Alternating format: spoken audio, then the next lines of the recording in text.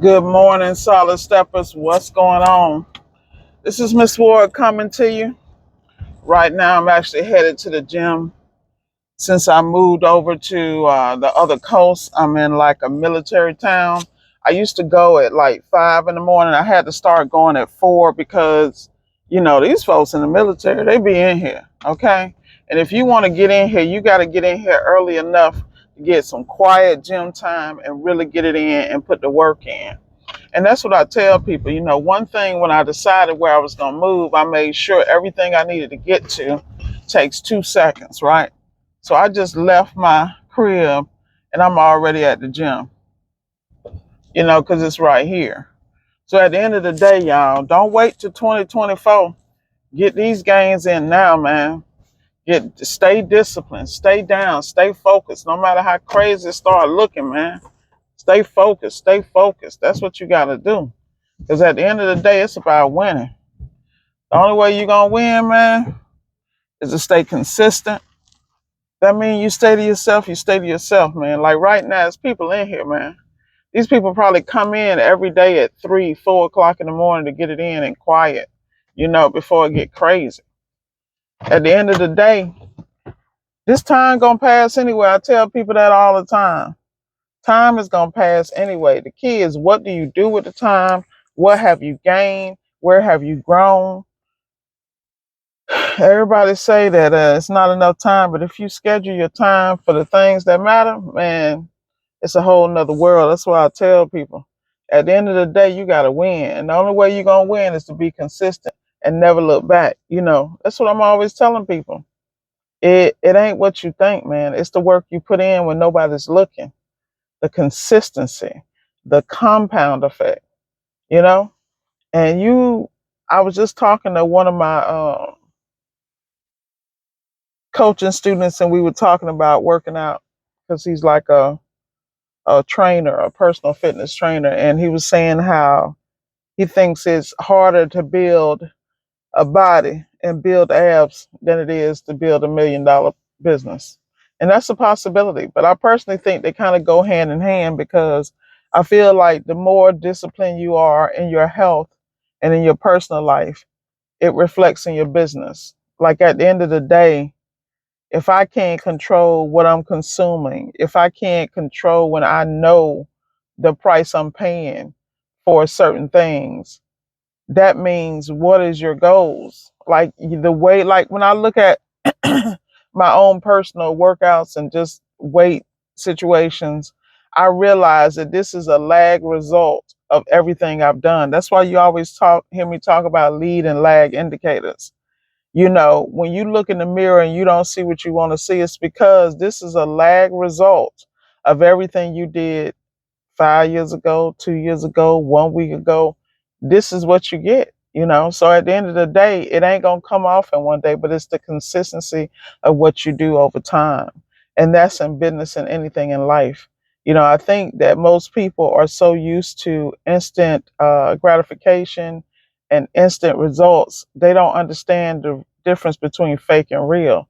See, real is when it shows up every day, and no matter what, is consistent. Like, for instance, when you're working in the appliance repair business and you have a certain amount of customers, and every day you have the same issue and you haven't resolved that issue, but that's because it's not important to you. Like, I hear people complain. Like, I get calls, and some of the calls I get are very interesting. Like, I had someone call me yesterday. They dealt with this client before, and the client did some shady stuff. So now they're asking me, calling me what to do. First of all, I would have never went, because that's how my mind works.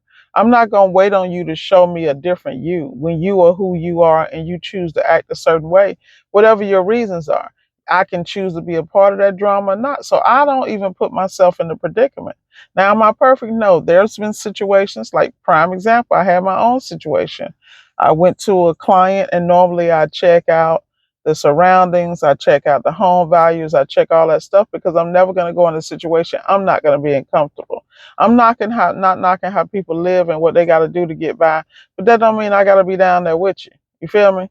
Um, I, you know, I'm just contagious to the hood. It is what it is, and it's because I grew up in it. I'm very clear. I don't need to revisit it.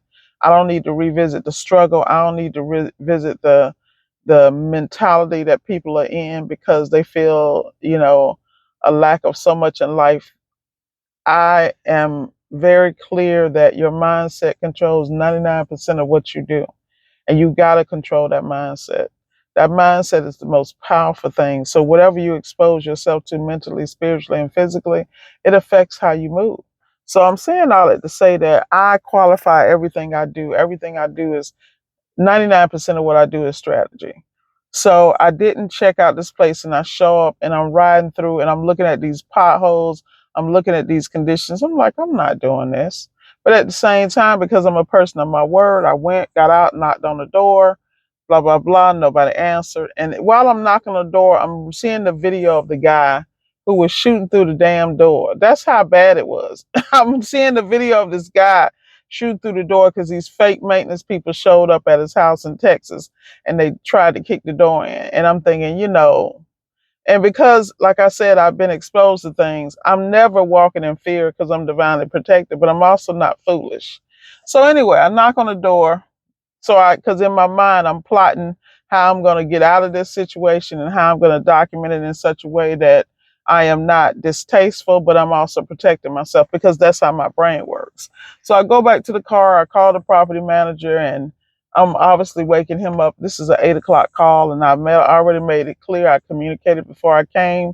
The day before, we confirmed that morning en route 2 hours before, and then 15, 20 minutes, before I arrived on the spot. And let me explain something to you. The shit was crazy. It was crazy because I love this guy in front of me. Go ahead. Do you, boo. Um, so anyway, I called the guy. I called the property manager. He's sleeping. And then I'm in my Miss Ward voice like, you better get your ass up because I'm not playing with you. How dare you even expose me to this? Like, that's what my mind is saying, but I ain't saying that. So, because right now I'm thinking slumlord. So I got a whole situation with that. But he answers his phone, he's sleeping. All of a sudden, when he realizes me, he get real professional. Well, the maintenance man should be, he's like, you can go ahead and, because it's unlocked, because the tenant had to leave. I said, first of all, that's not security. I said, there's two pit bulls chained up out here. I'm not going in this house. I said, that's not how we conduct business. He said, well, the maintenance man will be in a minute. Now, he had texted me earlier when I had sent him the 2 hour text, but beforehand and the 15 that the maintenance man is around there. Well, guess what? I'm not waiting on Tito, Juan, Jean Pierre, whoever, Tyrone, Leroy. I'm not waiting on nobody, but I sat there just to do the right thing because I'm documenting. So I'm communicating with who I need to communicate. I'm making it very clear that I will never service this property and never put me in this situation, but I'm doing it through email. I'm texting I'm typing it all up because that's when I have to bring out my corporate thing. At the same time, I'm upset with myself because I'm like, you looked at this image and you did not check out the surroundings. You did not check out the values. You should have known because how dare you put yourself in this place because you can't live your life like this. You're coming out on these jobs by yourself. You're not armed. Like, come on. But like I said, we all have the moments where we slip into some foolish BS. Once you realize that, you fix it. And that's what I mean about not being in the same situations. I run my business. This is a boutique appliance repair business because I work where I want, with who I want, how I want, and I charge what I want. People don't like that. Well, that's not my problem. I built my business that way, and we do extremely well compared to 90% of the ones I know, because most people don't even have a clue of what it takes to immerse yourself in an industry, find your niche, and exploit that niche, because that is a niche you work to find. There's a price you pay in failure. That's why I don't have time to talk to people. Like right now, I'm sitting in front of the gym. When I finish this video, I'm gonna go in and get about 45 minutes to an hour and a half workout, depending on how I feel. And I'm gonna get it in, and then I'm gonna go start my day. And 99% of people haven't even started their damn day. They not up, they sleeping, you know, and the world is passing them by. I'm not saying everybody should be up at 4. This is what's working for me. And I love it when I come here because people have left who've already finished their workouts. People are coming in because People who want to get it done, they make the time, they prioritize things in their life, and they get it done. So with that said, y'all be blessed. Have a great day. Take what you like from what I just said, but at the end of the day, the time's going to pass anyway. What are you doing with it?